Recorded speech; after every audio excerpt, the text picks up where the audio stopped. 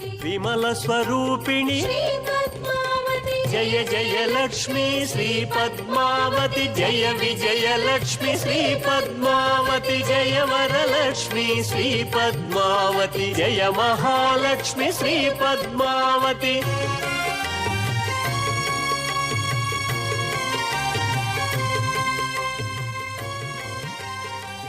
नमोस्तु कान्त्यै कमलेक्षणायै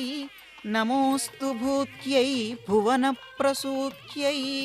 नमोस्तु देवादिभिरर्चितायै नमोस्तु నందాత్మజవల్లభాయై. విశ్వపతి అయిన వెంకటపతి దేవేరి పద్మావతి అమ్మవారు. పద్మ సరోవరంలో ఆవిర్భూతైన ఆ తల్లి యొక్క కార్తీక బ్రహ్మోత్సవాలలో ప్రస్తుతం స్నపన తిరుమంజనోత్సవాన్ని మనం వీక్షిస్తూ ఉన్నాం. తన భక్తులందరినీ రక్షించటమే అమ్మ యొక్క ఏకైక లక్ష్యం. ఆ లక్ష్యంతోటే అమ్మ అందరినీ కూడాను చూస్తూ ఉంది. ఒక్కసారి అమ్మ యొక్క దివ్యమైన మంగళ స్వరూపాన్ని చూడండి. ఈ రెండు కన్నులు కూడాను సరిపోవు, అంతటి దివ్యమైన సౌందర్య రాశి అమ్మ. పాలకడిలలో ఉన్నటువంటి తల్లి కదా అమ్మ. సమస్త లోకానికి కూడాను రక్షకురాలై తల్లిగా బాధ్యత తీసుకొని స్వామివారికి మన గురించి చెప్పి మోక్షమనేటువంటి ప్రసాదాన్ని స్వామివారి చేత అందించేటువంటి తల్లి ఆ పద్మావతి అమ్మవారు. వైభవోపేతంగా మహోన్నతంగా జరుగుతూ ఉన్నటువంటి స్నపన తిరుమంజన ఉత్సవాన్ని చూడండి. ఆ పువ్వులు పూర్వకృత పుణ్య విశేషం చేత అమ్మవారి స్వరూపాన్ని అందుకున్నాయి. పుష్పమాలానుషంగేన సూత్రం శిరసి ధార్యతే అన్నట్లుగా అమ్మవారికి కైంకర్యం చేస్తున్నామనేటువంటి పుణ్య కారణం చేత ఆ పువ్వులన్నీ కూడాను అమ్మని ధరింపచేసేలాగా చేశాయి. అర్చక స్వాములు పాంచరాత్ర ఆగమోక్తరీత్యా స్నపన తిరుమంజనోత్సవాన్ని నిర్వహింపచేస్తూ ఉన్నారు. పాంచరాత్ర ఆగమం వైష్ణవ ఆగమాలలో దివ్యమైనటువంటి ఆ ఆగమం.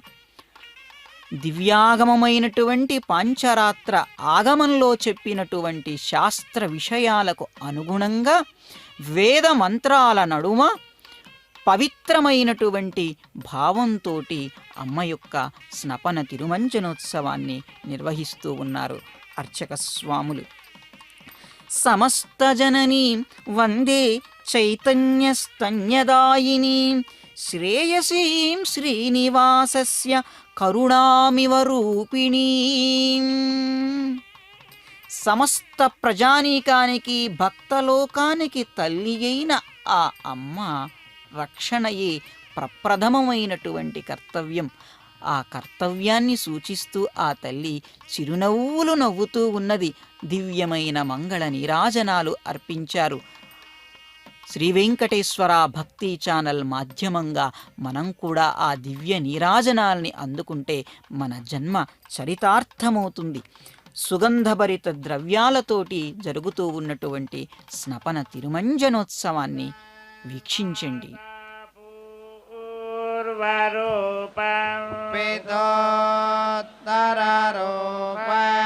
ప్రజాసంధి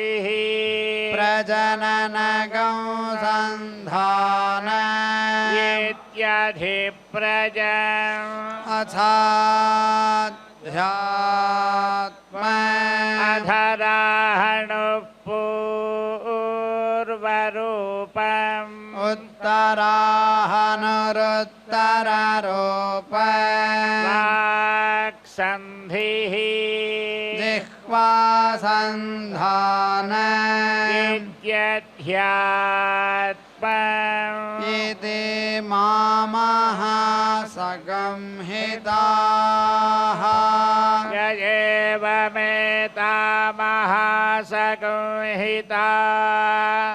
వ్యాఖ్యాతా వేదా సంధీయతే ప్రజయా పశుభిః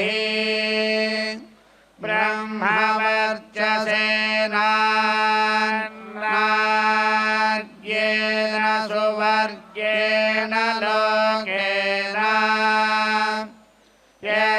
छन्दसा वृषभो विश्वरूपः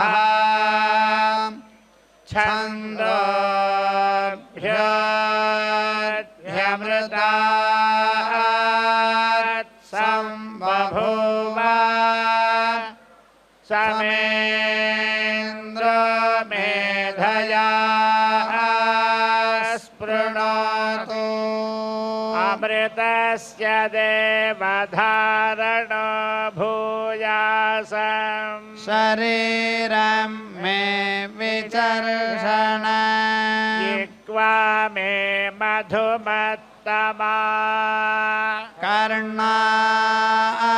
कर्णाभ्यां भूरिविश्रुवा ब्रह्मण कोशोऽसि मेधया पिहितः श्रुतं मे गोपाय आवहन्ति वितन्वाना कर्वाणा चिरमात्मनः वासागुंसि मम गावश्च अन्नपाने च सर्वदा ततो मे श्रियमावह सोमसां पशुभिः सह स्वाहा आवायन्तु ब्रह्मचारिणः स्वाहा यशो जने सानि स्वाहा श्रेयान्वस्य सोऽसानि स्वाहा तन्त्वा भगप्रविशानि स्वाहा समाभगप्रविश स्वाहा तस्मिन् सहस्रशाखे भगान्ध्वजिमृजे स्वाहा यथा प्रवतायन्ति यथा मासा अहज्जरम् एवं मां ब्रह्मचारिणः धातरायन्तु सर्वतः स्वाहा प्रतिवेशोऽसि प्रमाभाहे प्रमापद्य स्वाहा भूर्भुवः सुवरिति वा एतास्तिस्रो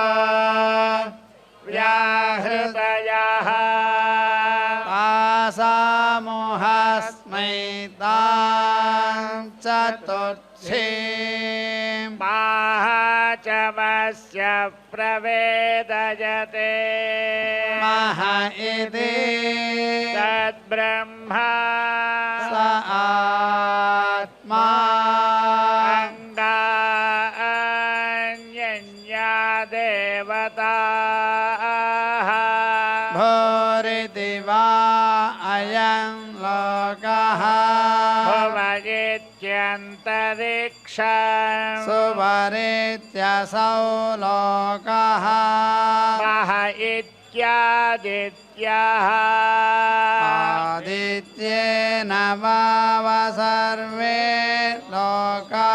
महीयन्ते भूरिति वा अग्निः भुव इति वायुः स्ववरित्यादित्याः मह इति चन्द्रमाः चन्द्रमसा वाव सर्वाणि ज्योतिर्गुंषि महीयन्ते भूरिति वार्चः भुव इति सामानि सुवरिति यजोगुंषि मह इति ब्रह्मा ब्रह्मणा वाव सर्वे वेदा महीयन्ते भूरिति वै प्राणः भव इत्यपानः भोवरितिव्यानः मह इत्यन्नम् अन्नेन वाव सर्वे प्राणामहीयन्ते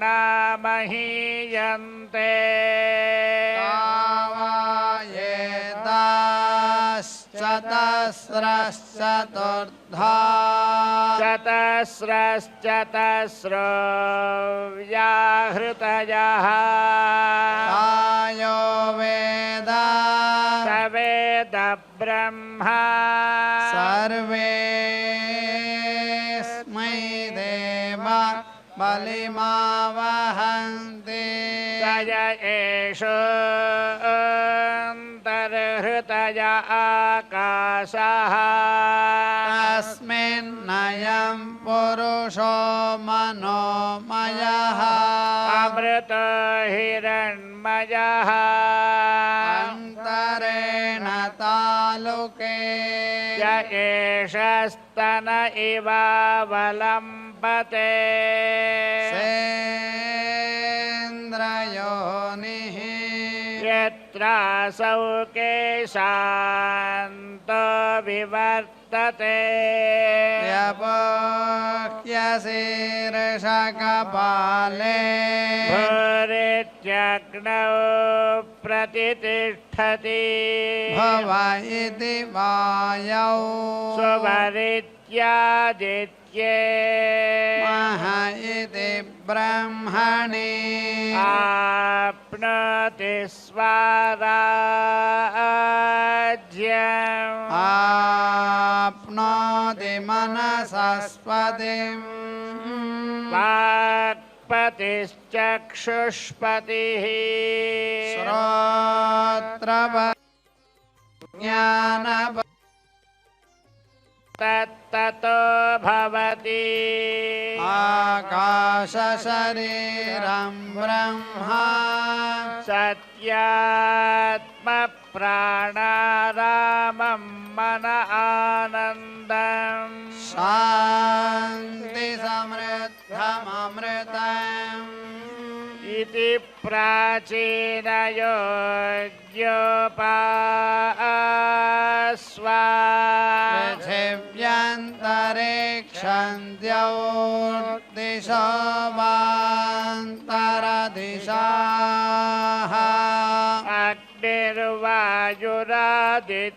अग्निर्वायुरादित्यश्चन्द्रमा नक्षत्राणि आप ओषधयो वनस्पतय आकाश आत्मा इत्यधिभूतम् अथाध्यात्म प्राणो व्यानोपान उदानः समानः चक्षुश्रोत्रं मनोवाक्त्वक्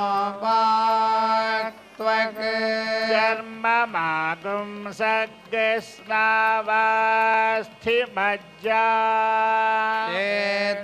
एतदधिविधाय ऋषिरवोचत् पाङ्क्तं वा इदगुं सर्वम् पाङ्क्तेनैव पाङ्क्तज्ञस्पृणोतीति ओमिति ब्रह्मा ओमितीदगं सर्वम् ओमित्येतदनुकृतिः स्म वा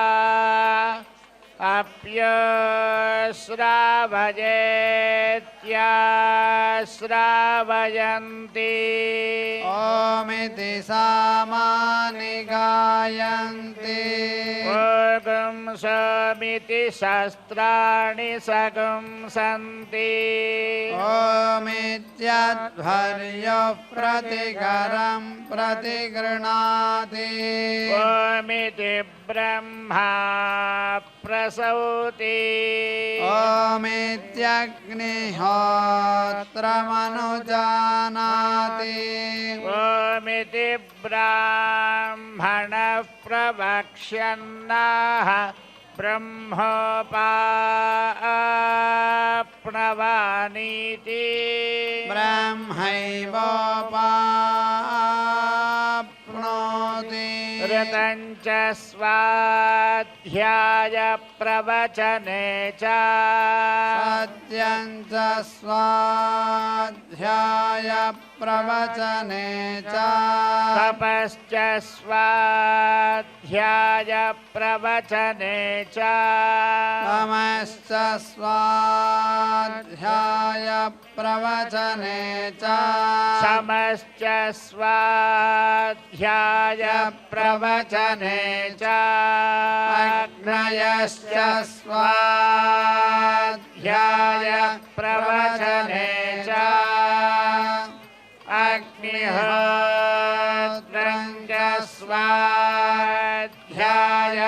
प्रवचने च अतिथयश्च स्वाध्याय प्रवचने च मानुषं च स्वाध्याय प्रवचने च प्रजा च स्वाध्याय प्रवचने च प्रजनश्च स्वाध्याय प्रवचने च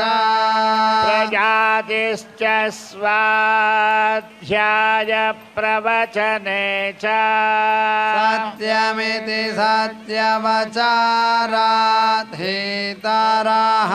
तपजिति तपो नित्यः पौरुषिष्टिः स्वाध्याय प्रवचने ये वेति नागमौद्गल्यः तद्धितपस्तद्धितपः अहं वृक्षस्य रेरिव कीर्तिः पृष्ठं गिरेरिव ऊर्ध्वपवित्रो वाजिनीव स्वमृतमस्मि द्रविणगुं सवर्चसम् सुमेधा अमृतोक्षितः इति त्रिशङ्गोर्वेदानुवचनम् वेदमनोच्याचार्योऽन्ते वासिनमनुशास्ति सत्यं वद धर्मं चर स्वाध्यायान्मा प्रमदः आचार्याय प्रियं धनमाहृत्य प्रजादन्तु मा व्यवच्छेत्सि सत्यान्न प्रमदितव्यम् धर्मान्न प्रमदितव्यम् कुशलान्न प्रमदितव्यम् भूत्यैन प्रमदितव्यम् स्वाध्याय प्रवचनाभ्यान्न प्रमदितव्यम् देवपितृकार्याभ्यान्न प्रमदितव्यम् मातृदेवो भव पितृदेवो भव आचार्यदेवो भव अतिथिदेवो भव यान्यनवद्यानि कर्माणि तानि सेवितव्यानि नो इतराणि यान्यस्माकं सुचरितानि तानि त्वयोपास्यानि न इतराणि एके चास्मच्छ्रेयागंसो ब्राह्मणाः तेषां त्वयासनेन प्रश्वसितव्यम् श्रद्धया देयम् अश्रद्धया देयम् श्रिया देयम् ह्रियादेयम् भियादेयम् संविदादेयम् अथ यदि ते कर्म विचिकित्सा वा वृत्तविचिकित्सा वा स्यात् ये तत्र ब्राह्मणाः सम्मर्षिणः युक्ताः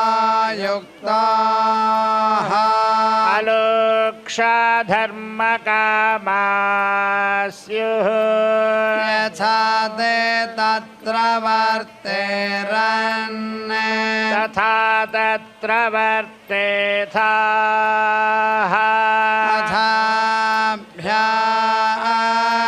अथाभ्याख्यातेषु ये तत्र ब्राह्मणाः सम्मर्षिणः युक्ताः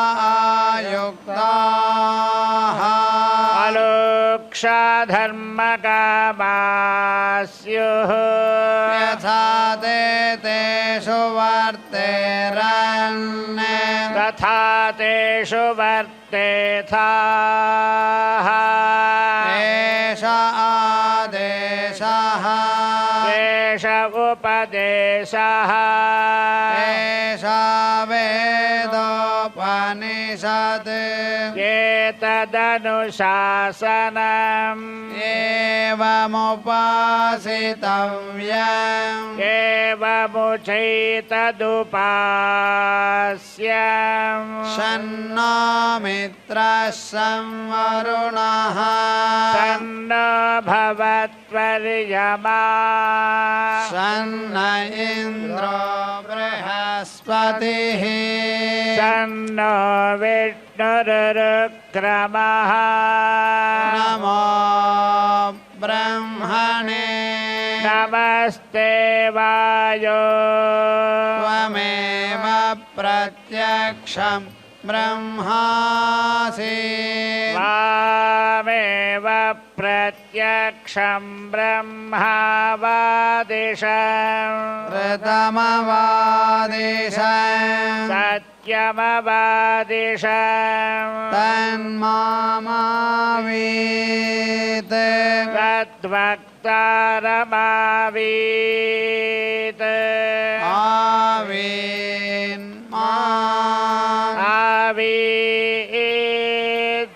आवीद्वक्तारम् ॐ शान्ति शान्ति शान्तिः सहना भवतु सहनौ भुनक्तु सह वीर्यङ्करवावहै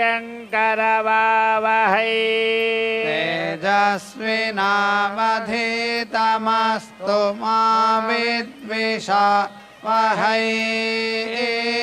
ॐ शान्ति शान्ति शान्तिः ब्रह्मविदाप्नोति परम् तदेशाभ्युक्ता सत्यं ज्ञानमनन्तं ब्रह्म यो वेदनिहितं गुहायां परमे व्योमन् सोऽश्नुते सर्वान् कामान् सः ब्रह्मणा विपश्चितेति तस्माद्वा एतस्मादात्मन आकाशः सम्भूतः आकाशाद्वायुः वायोरग्निः अग्नेरापः अद्भ्यः पृथिवी पृथिव्या ओषधयः ओषधीभ्योऽन्नम् अन्नात् पुरुषः एष पुरुषो नरसमयः तस्येदमेव शिरः अयं दक्षिणः पक्षः अयमुत्तरः पक्षः अयमात्मा इदं पुच्छं प्रतिष्ठा तदप्येष श्लोको भवति अन्नाद्वै प्रजाः प्रजायन्ते आः काश्च पृथिवीगश्रिताः अथो अन्नेनैव जीवन्ति अथैनदपि यन्त्यन्ततः अन्नगो हि भूतानां ज्येष्ठम् तस्मात् सर्वौषधमुच्यते सर्वं वैतेन्नमाप्नुवन्ति येन्नं ब्रह्मोपासते अन्नगो हि भूतानां ज्येष्ठम् तस्मात् सर्वौषधमुच्यते अन्नात् भूतानि जायन्ते जातान्यन्नेन वर्धन्ते अद्यते च भूतानि तस्मादन्नं तदुच्यत इति तस्माद्वा एतस्मादन्नरसमजात् अन्योन्तर आत्मा प्राणमयः तेनैष पूर्णः स वा एष पुरुषविध एव तस्य पुरुषविधता अन्वयं पुरुषविधः तस्य प्राण एव शिरः यानो दक्षिणः पक्षः अपानवुत्तरपक्षः आकाश आत्मा पृथिवी पुच्छं प्रतिष्ठा तदप्येष श्लोको भवति प्राणं देवा अनुप्राणन्ति मनुष्याः पशवश्च ये प्राणो हि भूतानामायुः तस्मात् सर्वायुषमुच्यते सर्वमेव त आयुर्यन्ति ये प्राणं ब्रह्मोपासते प्राणो हि भूतानामायुः तस्मात् सर्वायुषमुच्यत इति तस्यैष एव शारीर आत्मा यः पूर्वस्य तस्माद्वा एतस्मात् प्राणमयात् अन्योन्तर आत्मा मनोमयः तेनैष पूर्णः स वा एष पुरुषविध एव तस्य पुरुषविधता अन्वयं पुरुषविधः तस्य यजुरेव शिरः दक्षिणः पक्षः सामोत्तरपक्षः आदेश आत्मा अथर्वाङ्गिरसः पुच्छं प्रतिष्ठा तदप्येष श्लोको भवति यतो वाचो निवर्तते वर्तन्ते प्राप्यमनसा सह आनन्दं ब्रह्मणो विद्वान् न बिभेति कदाचनेति तस्यैष एव शारीर आत्मा यः पूर्वस्य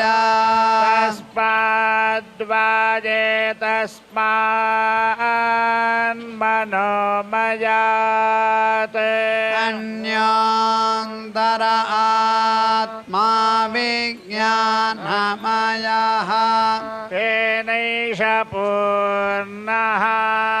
सवायेष पुरुषविधयेव तस्य पुरुषविधता अन्वयं पुरुषविधः तस्य श्रद्धैव शिरः कृतं दक्षिणः पक्षः सत्यमुत्तरपक्षः योग आत्मा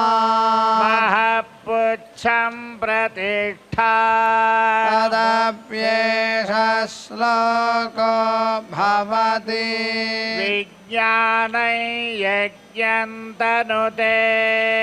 कर्माणि तनुतेऽपि च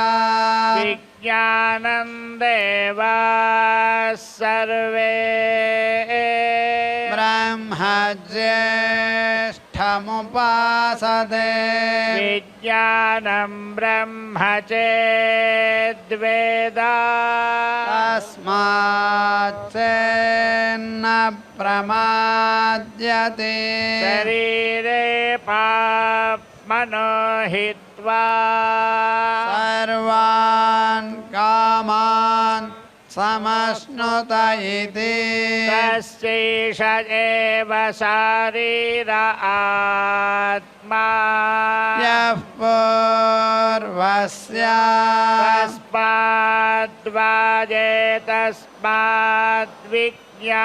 तस्माद्वाजेतस्माद्विज्ञानमयात् अन्योन्तर आत्मानन्दमयः तेनैष पूर्णः सवायेष पुरुषविधयेव तस्य पुरुषविधता अन्वयं पुरुषविधः तस्य प्रियमेव शिरः मोदो दक्षिणः पक्षः प्रमोद उत्तरपक्षः आनन्द आत्मा ब्रह्मपुच्छं प्रतिष्ठा तदप्येष श्लोको भवति असन्नेव स भवति असद्ब्रह्मेति वेद चेत् अस्ति ब्रह्मेति चेद्वेदा सन्तमेनन्ततो विदुरिति तस्यैष एव शारीर आत्मा यः पूर्वस्य अथातो नु प्रश्नाः उत विद्वानमल्लोकं प्रेत्य कश्चन गच्छति आहो विद्वानमल्लोकं प्रेत्य कश्चित् समश्नुता सकामयता बहुस्यां प्रजायेति सदबोधप्यता ततपस्तप्त्वा इदगं सर्वमसृजता यदिदं किञ्च तत्सृष्ट्वा तदेवानुप् प्राविशत् तदनुप्रविश्य प्रत्यत्यच्छाभवत् निरुक्तं च निरुक्तं च निलजनं च निलजनं च विज्ञानं च विज्ञानं च सत्यं च नृतं च सत्यमभवत् यदिदं किञ्च तत्सत्यमित्याचक्षते तदप्येष श्लोको भवति असद्वा इदमग्र आसीत् ततो वै सदजायत तदात्मानग्स्वयमकुरुत तस्मात् तत्सुकृतमुच्यत इति यद्वै तत्सुकृतम् रसो भै सः तदग्यवायल्लब्ध्वानन्ति भवति कोह्येवान्यात् कप्राण्यात् यदेष आकाश आनन्दो न स्यात् एष ह्येवानन्दयाति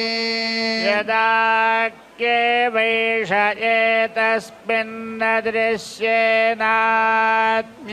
निरुक्ते निलयने भयं प्रतिष्ठा विन्दते अथ सौभयं गतो भवति यदाक्येवैष एतस्मिन्नुदरमन्तरं कुरुते अथ तस्य भयं भवति तत्त्वेव भयं विदुषो मन्वानस्य तदप्येष श्लोको भवति भीषास्माद्वातः पवते भीषोदेति सूर्यः भीषास्मादग्निश्चेन्द्रश्च मृत्युर्धावति पञ्चम इति तैषानन्दश्च मीमागुंसा भवति युवा स्यात् साधु युवा ध्यायगः आसिष्ठो दृढिष्ठो बलिष्ठः अस्येयं पृथिवी सर्वा वित्तस्य पूर्णा स्यात् स एको मानुष आनन्दः ते ये शतं मानुषा आनन्दाः स एको मनुष्यगन्धर्वाणामानन्दः श्रोत्रियस्य च कामः तस्य तेजे शतं मनुष्यगन्धर्वाणामानन्दाः स एको देवगन्धर्वाणामानन्दः श्रोत्रियस्य च कामः तस्य ते ये शतं देवगन्धर्वाणामानन्दाः स एकः पितॄणां चिरलोकलोकानामानन्दः श्रोत्रियस्य च कामः तस्य तेजे शतं पितॄणां चिरलोकलोकानामानन्दाः स एक आजानजानां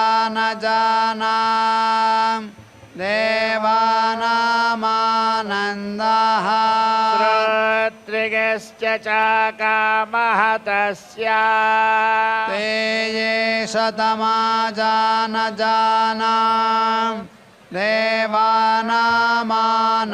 देवानामानन्दाः स एकः कर्म देवानामानन्दः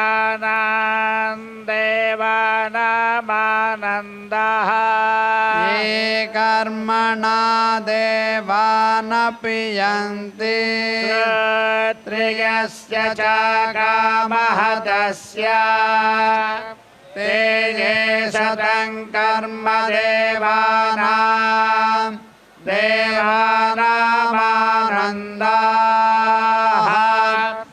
स एको देवानामानन्दः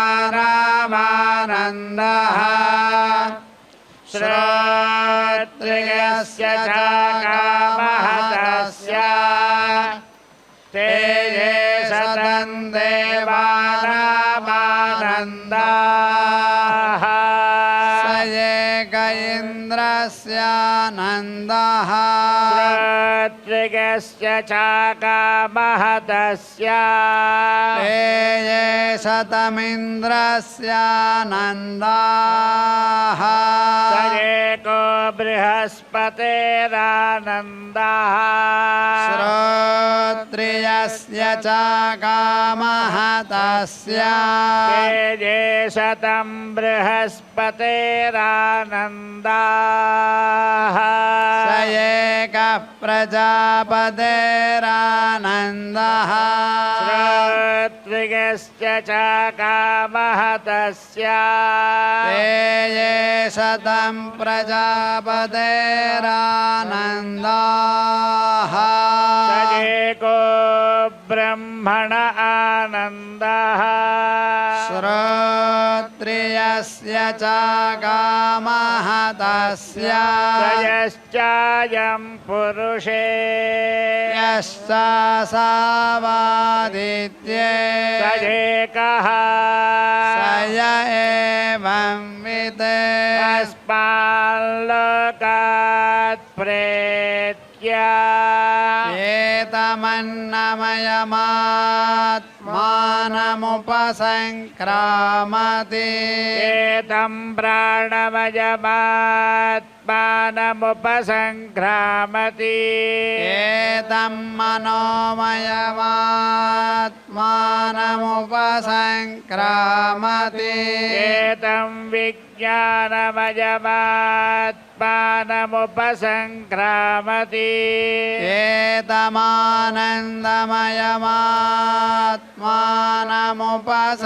एतमानन्दमयमात्मानमुपसङ्क्रामति तदप्येष श्लोको भवति यतो वाचो निवर्तन्ते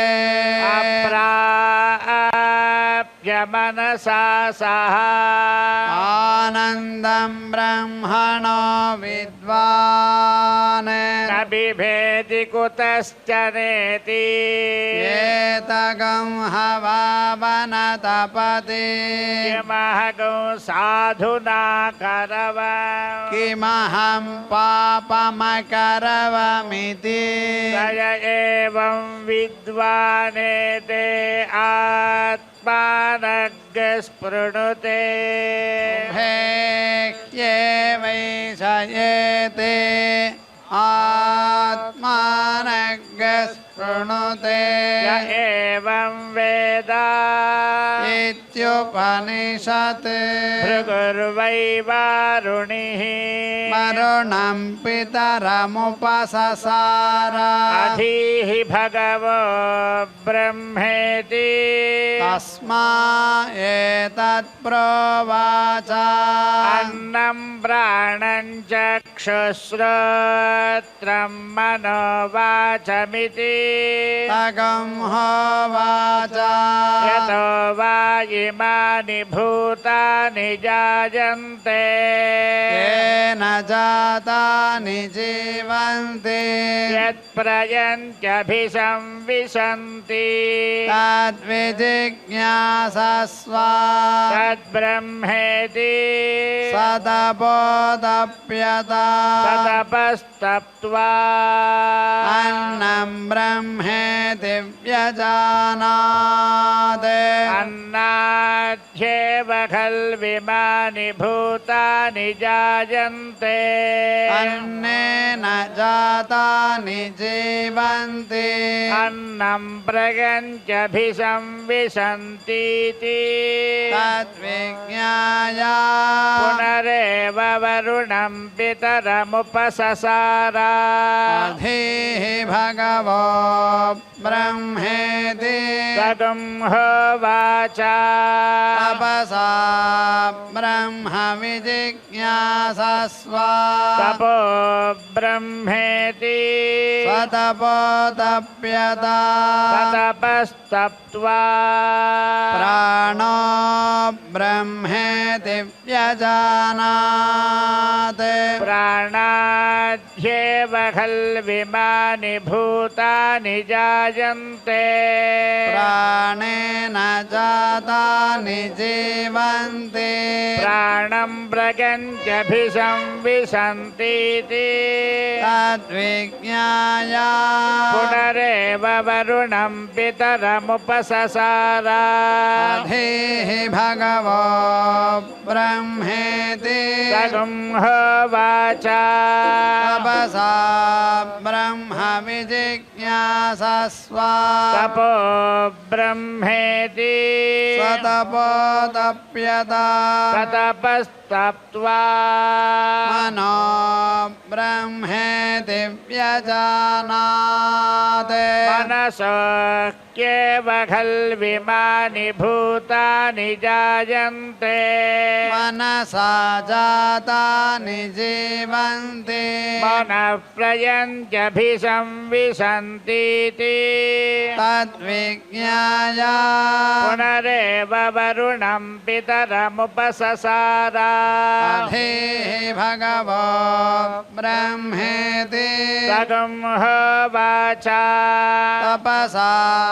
ब्रह्म विजिज्ञासस्व तपो ब्रह्मेति स्वतपोतप्यता ततपस्तप्त्वा विज्ञानं ब्रह्मेति व्यजानात् विज्ञानाद्येव खल्विमानि भूतानि जायन्ते विज्ञानेन जातानि जीवन्ति विज्ञानं प्रगञ्चभिसंविशन्तीति तद्विज्ञाय पुनरेव वरुणं पितरमुपससार अधीः भगवो ब्रह्मेति तगं होवाच तपसा ब्रह्म विजिज्ञासस्व तपो ब्रह्मेति सतपोतप्यता ततपस्तप्त्वा आनन्दो ब्रह्मेति व्यजानात् आनन्दाद्येव खल्विमानि भूतानि जायन्ते आनन्देन जातानि जीवन्ति आनन्दं प्रगञ्चभिसंविशन्तीति शैषा भार्गवी वारुणी विद्या परमे व्योमन् प्रतिष्ठिता य एवं वेद प्रतितिष्ठति अन्नवानन्नादो भवति महान् भवति प्रजया पशुभिर्ब्रह्मवर्चसेना महान् कीर्त्या अन्नन्ननिन्द्यात् तद्व्रतम् प्राणो वा अन्नम् शरीरमन्नादम् प्राणे शरीरं प्रतिष्ठितम् शरीरे प्राणप्रतिष्ठितः तदेतदन्नमन्ये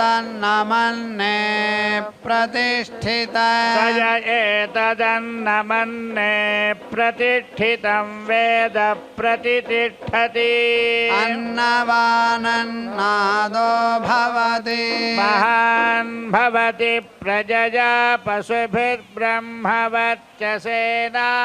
महान् कीर्त्या अन्नन्न परिचक्षिता तद्व्रत आपो वा अन्नं ज्योतिरन्नाद अप्सुज्योतिप्रतिष्ठितम् ज्योतिष्यापः प्रतिष्ठिताः तदेतदन्नमन्ये प्रतिष्ठितम् स य एतदन्नमन्ये प्रतिष्ठितं वेद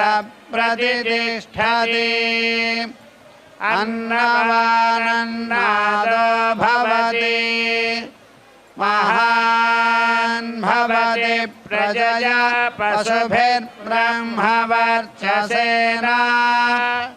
महान् कीर्त्या अन्नं बहुकुर्वीत तद्व्रतम् पृथिवी वा अन्नम् आकाशोन्नादः पृथिव्यामाकाशः प्रतिष्ठितः आकाशे पृथिवी प्रतिष्ठिता तदेतदन्नमन्ये प्रतिष्ठितम् स य एतदन्नमन्ये प्रतिष्ठितं वेद प्रतितिष्ठति अन्नवानन्नादो भवति महान् भवति प्रजया पशुभिर्ब्रह्मवर्चसेना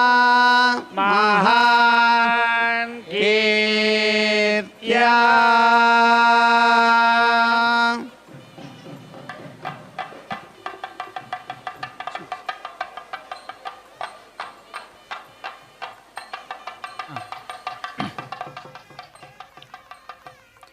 अलक्ष्मीं हरतु क्षिप्रं तमः सूर्यप्रभा यथा वितनोतु मम श्रेयस्त्वत्कळा मयि संस्थिता. విశ్వజనని అయిన పద్మావతి అమ్మవారు కొలువు తీరిన తిరుచానూరు క్షేత్రంలో కార్తీక బ్రహ్మోత్సవాలలో భాగంగా ప్రస్తుతం జరుగుతున్నటువంటి స్నపన తిరుమంజనాన్ని మనమందరం కూడాను వీక్షిస్తూ ఉన్నాం. అందాల రాశి అలమేలు మంగమ్మ దివ్యమైనటువంటి తన అనుగ్రహాన్ని భక్తులకు అందించడం కోసం సంసిద్ధంగా ఉన్నది అమ్మ. భక్త కవి అయిన పోతనామాచ్యుల వారు అమ్మా సమ్మతి శ్రీహరికిచ్చి మెచ్చి అన్నారు కదా, శ్రీమన్నారాయణుడికే తను భాగవతాన్ని అంకితం చేస్తానని చెప్పి రచించినటువంటి భాగవతంలో ఎంత చక్కగా నీ గురించి వర్ణిస్తూ ఉన్నారమ్మా. హరికిం పట్టపుదేవి పుణ్యముల ప్రోవర్ధంపు పెన్నిక్క చందురుతో బుట్టువు భారతీ గిరిసుతల్తో నాడు పూబోడి తామరలందుండెడు ముద్దరాలు జగముల్ మన్నించు నిల్లాలు భాసురతన్ లేములు వాపు తల్లి సిరి ఇచ్చున్ నిత్య కళ్యాణముల్. అమ్మా నువ్వు శ్రీ మహావిష్ణువుకు పట్టపురాణివి, పుణ్యాల ప్రోవువు, సంపదలకు నిలయమైనటువంటి తల్లివి, చంద్రునికి సోదరివి, సరస్వతి పార్వతులతో ఆడుకునేటువంటి అందగత్తెవు, తామరు పువ్వులో నివసించేటువంటి సౌందర్యవతివి, లోకాలన్నీ గౌరవించే ఇల్లాలవి, దరిద్రాన్ని పోగొట్టేటువంటి తల్లివమ్మా. అమ్మా అందరికీ కూడా నువ్వు శాశ్వతమైన శుభాలను కలిగించు తల్లి. దివ్యమైనటువంటి అమ్మవారి యొక్క స్వరూపాన్ని వీక్షించండి. స్నపన తిరుమంజనోత్సవంలో క్షీర దది మధు ఫల నారికేళ హరిద్ర గంధాదులతోటి అమ్మకి స్నపన తిరుమంజనం నిర్వహిస్తూ ఉంటారు. ఆయా వేదములను అధ్యయనం చెయ్యటం వలన ఎటువంటి ఫలాలైతే సిద్ధిస్తాయో స్నపన తిరుమంజనం వల్ల కూడా ఆ ఫలాలు సిద్ధిస్తాయి అని మనకి సంప్రదాయ గ్రంథాలన్నీ కూడాను చెబుతూ ఉన్నాయి. తామర కనుదోయి సామి పట్టపురాణి,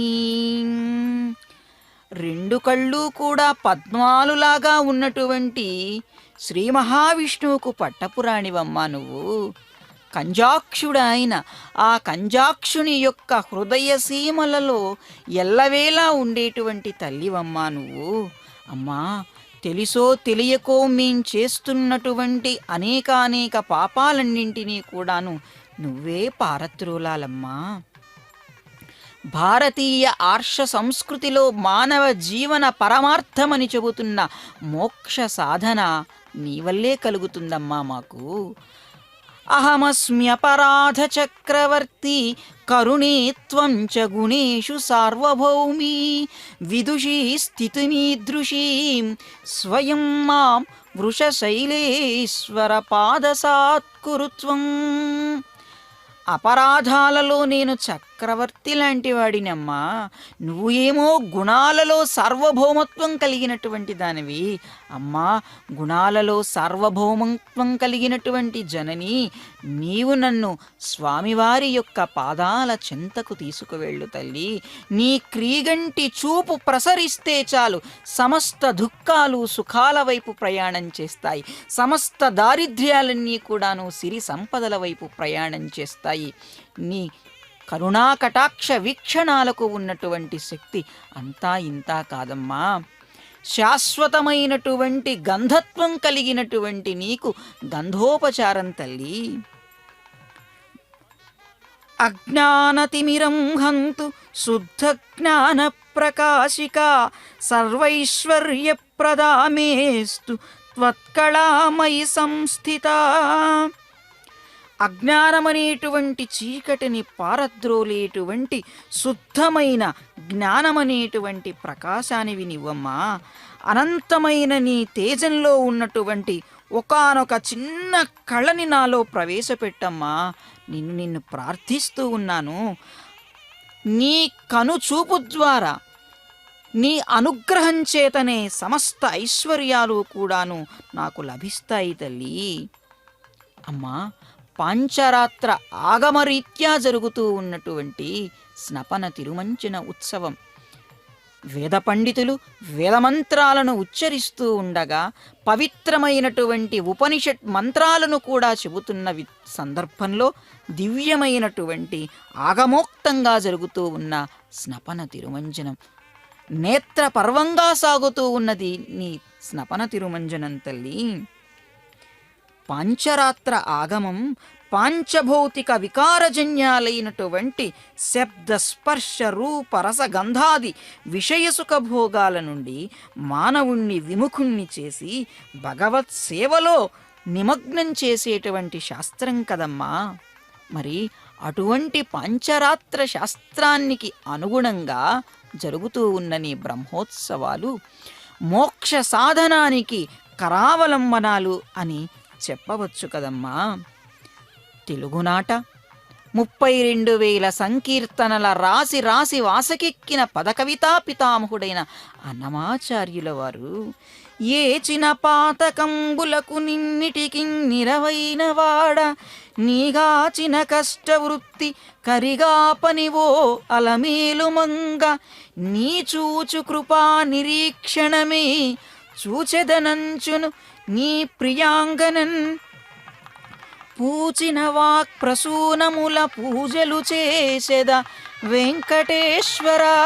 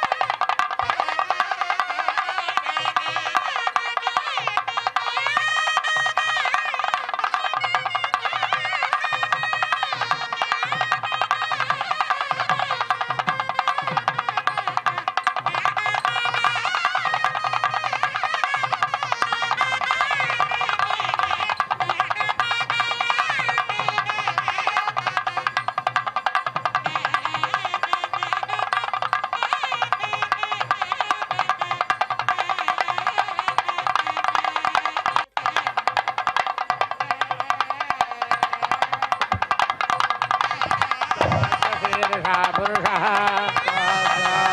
सहस्रपारे सभोमिं विश्वतो वृक्षान् अत्यधिकद्दशान् पुरुष एवेदं